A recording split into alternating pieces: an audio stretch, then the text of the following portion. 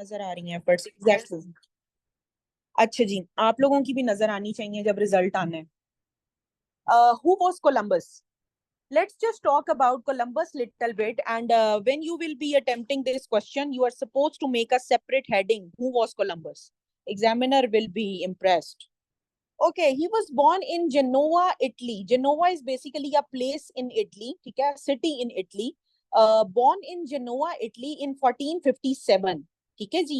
And he left Italy in 1470. और मैंने आपको reason बता दिया है कि why he left Italy, because he was so much intelligent, but he was unemployed basically. Most of the times क्या होता था, मैंने यहाँ पर mention नहीं किया, but मैं आपको just बता दूं कि कोलंबस एक बहुत ही गरीब घराने से ताल्लुक रखता था, और कोलंबस जो है वॉयजिंग बहुत अच्छी जानता था. कोलंबस क्यों जानता था? क्योंकि वो लोगों का सामान इधर से उधर ले जाने में ना, कमर्शियल जो नेविगेशन है वो बहुत ज्यादा करता था.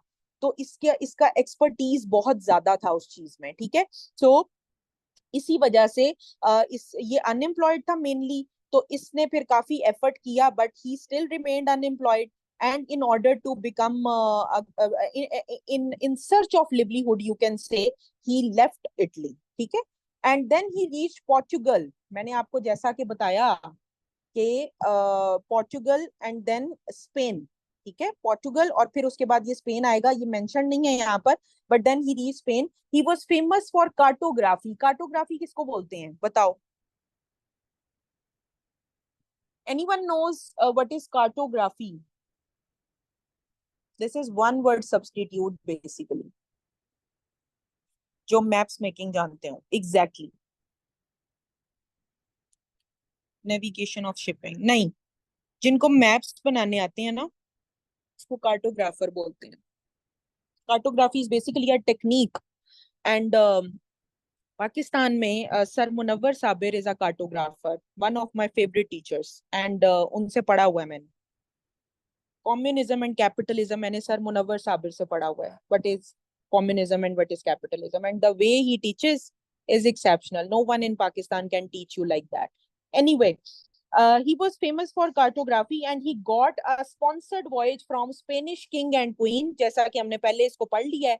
तो ये जी कोलंबस का छोटा सा इंट्रोडक्शन है. You people can write these points in your paper, ताकि examiner get an idea that if you are going to talk about voyages of Columbus, you know who Columbus was.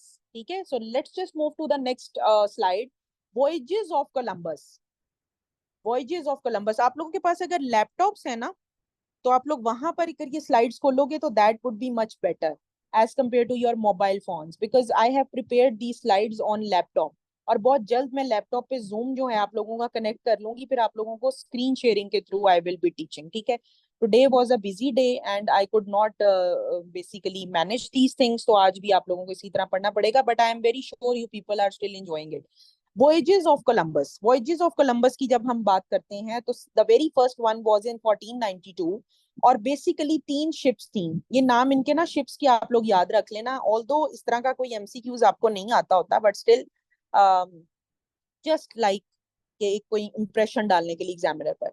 Ships जी जनाब 3 थे जो Columbus के voyage में. The very first voyage, we are talking about the very first voyage, and वो कब हुआ? 1492 में. अब यहाँ पर आप लोगों के साथ मैंने एक मैप शेयर किया हुआ है, और उसमें जो ब्लू वाला एरिया है वो जी फर्स्ट वॉयज का है. आप लोग इसको जरा गौर से देख सकते हैं कि जो एरो बना हुआ है जाने का, और जो एरो बना हुआ है आने का, और जो एरो बना हुआ है वापस जाने का, इसमें आपने कुछ गौर करना है. पहले मैं आपको जरा 1492 का इसका फर्स्ट वॉयज पढ़ा दूं. देखिए जी 3 शिप्स जो हैं उनके नाम क्या हैं? Santa Maria, Pinta and Nina. ठीक है. These were the names of 3 ships that Columbus basically used in the very first voyage in 1492. Santa Maria बहुत सी शिप्स का नाम होता था उस टाइम पर, बिकॉज वर्जिन मैरी के नाम पर ये लोग शिप्स के और डिफरेंट चीजों के नाम रखते होते हैं. ठीक है. अच्छा. Columbus reached Bahamas islands. ठीक है. यहाँ आइलैंड्स नहीं लिखा हुआ, बाहमास. ठीक है. He reached Bahamas, which he named San Salvador. You know, San Salvador is still a place in the United States of America, is a state. So, बहमास पहुंच गया सबसे पहले कोलंबस. और अगर आप इसका ये ब्लू वाला एरो देखो, तो मैप पर आ जाओ, तो आप लोग ये देखोगे कि पहले आ रहा है आ रहा है आ रहा है, और ये बाहमास पर आकर स्टॉप हुआ है. ठीक है. फिर यहां से ये वापस चला गया. ठीक है. सो आपने जिस टाइम पर ये वॉयजेस बताने हैं, तो you are suppose to make this map as well. तो इसकी प्रैक्टिस आपने करनी है। मैंने आपको जो सबसे पहला लेक्चर था हमारा, उसमें मैंने आपको बोला था कि I will be sharing few of the maps with you. कुछ मेरे हैंडमेड मैप्स हैं, वो भी आप लोगों को इसके साथ मैं शेयर कर दूंगी, बट जो मैंने अपनी प्रिपरेशन में यूज किया था map, that was the same जो मैंने आप लोगों के साथ अभी शेयर किया है, ये वाला ही था वो। ठीक है, अच्छा। So there were total 120 man. एक बड़ी इंटरेस्टिंग बात आप लोगों को मैं यहाँ पर बताऊं कि 120 लोग थे जो कोलंबस के साथ भेजे गए थे इस जर्नी में, इस वॉयज में। और वो 120 लोग जो थे ना, वो मोस्टली उनके अंदर वो लोग थे जो क्रिमिनल थे, जिनको जेलों से निकाला गया था कोलंबस के साथ जाने के लिए। अब ऐसा क्यों था? What was the reason? Can anyone tell me what was the reason behind sending criminals with Columbus? कोई मुझे बताएगा तो वो बच्चा बहुत इंटेलिजेंट होगा जो मुझे रीजन बता सकेगा कि क्यों, आखिर को क्रिमिनल्स को ही क्यों भेजा था। जल्दी से बताएं।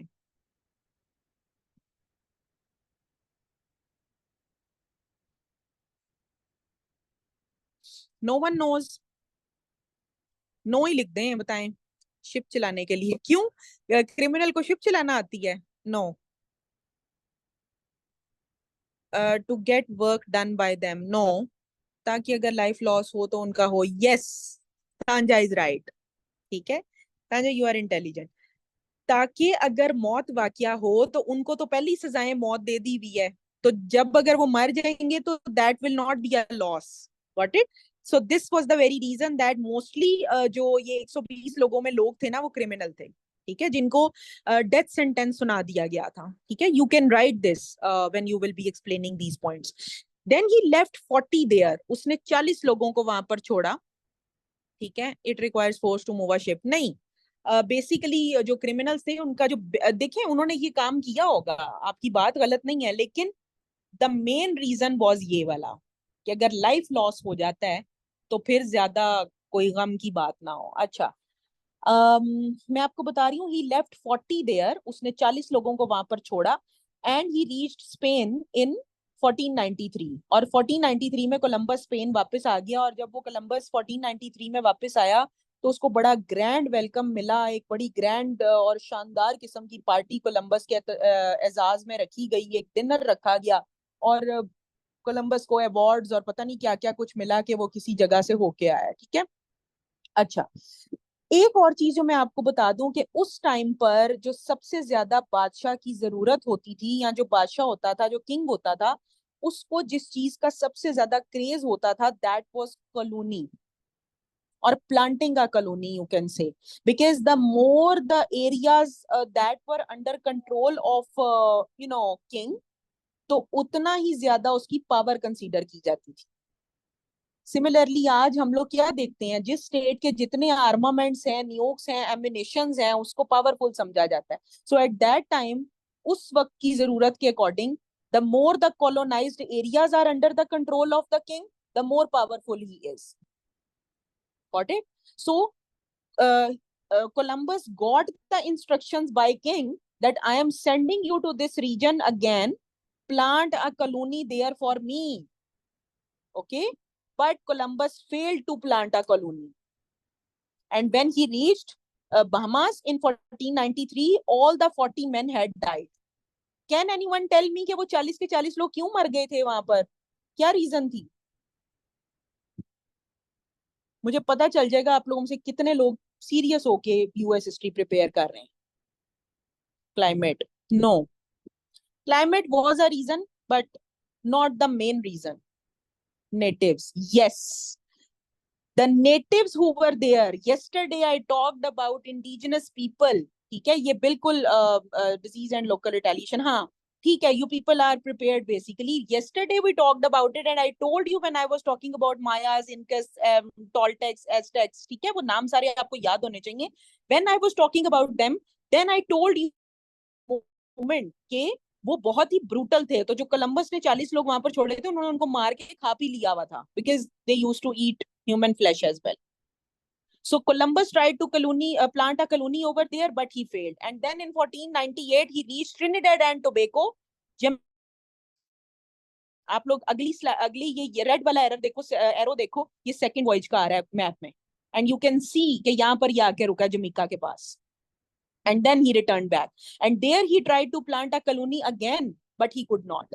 ये मैप आपने लाजमी ड्रॉ करना है पेपर में, if you want to get 15 marks maximum in this question. ठीक है, और मैं चाहती हूँ आप लोग जब रिजल्ट आए आप लोगों का, तो आप लोग मुझे बताएं हमारे कितने मार्क्स आए, सेपरेट मैसेज करें मुझे बकायदा। 1502 में क्या होता है? He reached Honduras and he returned in 1504, but unfortunately he could not plant colony once again over there. ठीक है, so let's just move to our next slide just to see what happened and what were the consequences. Columbus returned in 1504. Columbus 1504 में वापस आता है and refused further help from king and queen. Queen और king ने उसको further help करने से refuse कर दिया, ठीक है। And in 1506 Columbus was emotionally attached with these voyages. अगर आपको जो मैं 1492 से एक चीज में अटैच कर दूं और 1504 आ जाए, तो you people will be attached to that thing. Even ये जो CSS होता है इससे भी लोग अटैच हो जाते हैं, 2 साल 3 साल तैयारी करते हैं, 4 साल, वो इतना अटैच हो जाते हैं कि उसके बाद दे कैन नॉट टॉलरेट वो चीज उनके पास से कहीं इधर उधर चली जाए, ठीक है।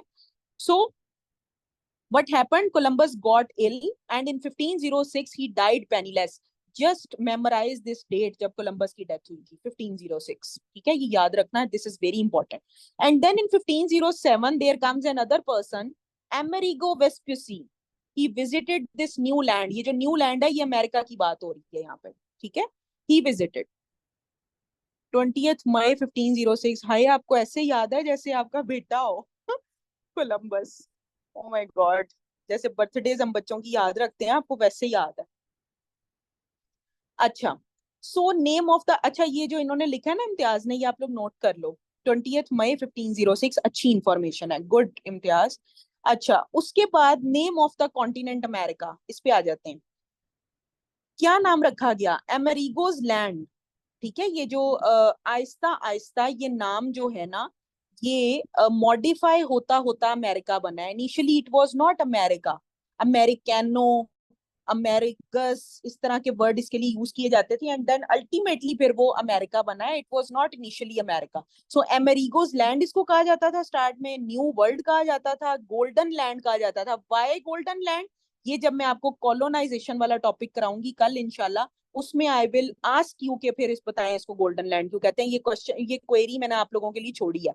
Then strange land, why it is called strange land? Because so many efforts have been made, like by Portuguese, by Spanish people, by French people. So this strange land was actually something to be curious of, ठीक है। And then move to our next slide. There is a quotation by Professor Elson, ठीक है, कल भी आप लोगों को बताई थी, आज भी ये quotation है आप लोगों के लिए। Columbus has opened new ways to the discovery of the continent, vast in its dimension, unknown before civilized men, containing large number of rivers, ये अमेरिका की तारीफें कर रहा है, containing large number of rivers, lofty ranges of mountains, extending 1,000 miles that would require centuries to unfold. Got it? Have you got this, what Professor Elson is saying about America? Clear है या इसको explain कर दूं? Please hurry up. I just have 2 minutes left. Last line, I tell you. Last line में वो कहते हैं lofty ranges of mountains extending 1,000 miles, इतनी इतनी बड़ी माउंटेन्स हैं इस रीजन में जो